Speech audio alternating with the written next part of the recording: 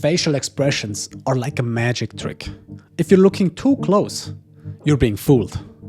They are a key part of emotional blackmailing, which has one goal: to take away the need from somebody and fulfill the need of the emotional blackmailer. This video shows how to remain unaffected by emotional blackmailing, but also how to create a win-win situation. Facial expressions are the most processed pattern in our brain. There is no other pattern we can differentiate better than small nuances in a face. And the reason for that is simple. They are so relevant to understand the situation we're in. Reading the gestures and expressions of the people around us allows us to understand their intentions and the broader situation we're in, and with that information, inform the best possible reaction to that.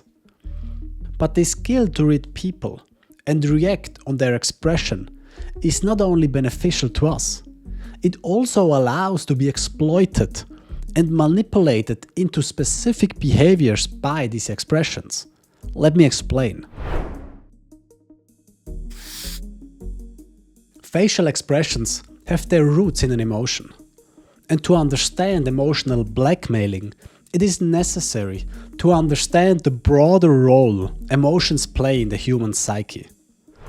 An emotion always gets triggered when something is blocking a personal need of ours, a problem, a person, and that personal need today often is not a physical need, like food or having a roof over the top. Today it is often a social need, like being respected, feeling safe, or being free. And the emotion plays the role of the messenger, informing us about the problem, the person, or a thing that is blocking the access to that need. And it does so directly through our experience. But emotions are not like a neutral messenger. They are much more like an opinionated advisor, suggesting and pushing us to use a specific behavior or a specific strategy to resolve that problem. For example, anger really much pushes us to be aggressive, threat others, and intimidate them. And here is where emotions got really innovative and invented what we call emotional blackmailing. What emotions figured out is that by showing specific expressions, my problem already gets solved by the people around me.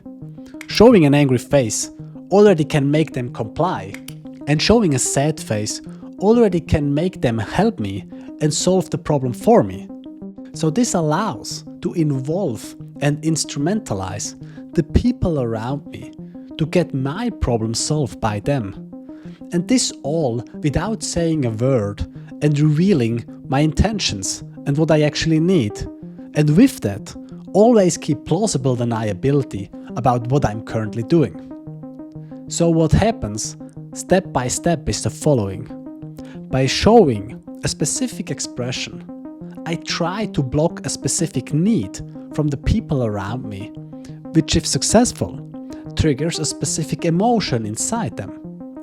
And this emotion, this implanted emotion, then tries to push and suggests them specific behaviors and strategies which actually fulfill my need.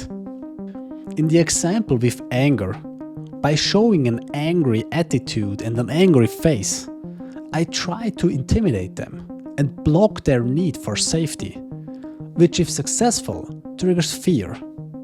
And fear then works and manipulates and pushes them to comply with me and be submissive, which in the end fulfills my need for recognition or power.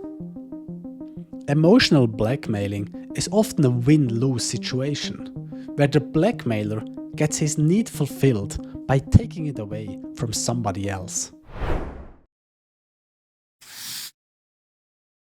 The crux to remain unaffected by this cheap trick is to look through the emotional mask and the loud noises it makes and identify the need behind it. An emotional expression can look very scary and is designed to impact and maybe even manipulate us into specific behaviors. but the need behind it is not. It's very fair and often understandable, like feeling safe or feeling free. And the challenge is to look at this emotional charade and use the gestures, the hints and expressions to identify the need behind it, while at the same time not get entangled and invested by the emotion itself. Seeing the fair and valid need behind the loud and scary mask makes the whole situation much less threatening. But it also opens up other ways to fulfill that need, other than the implied strategy by the emotion.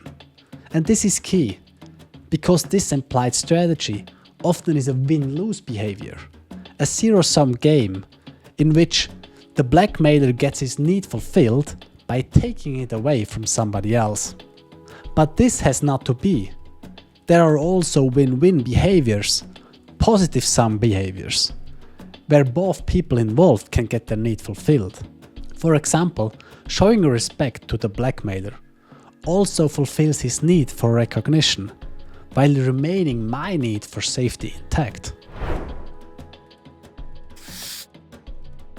The takeaway is, when being emotionally blackmailed, look for the need behind the scary and loud emotional mask, and don't give in into the demanded behavior, but replace it and find a win-win behavior with which the needs for both people are fulfilled.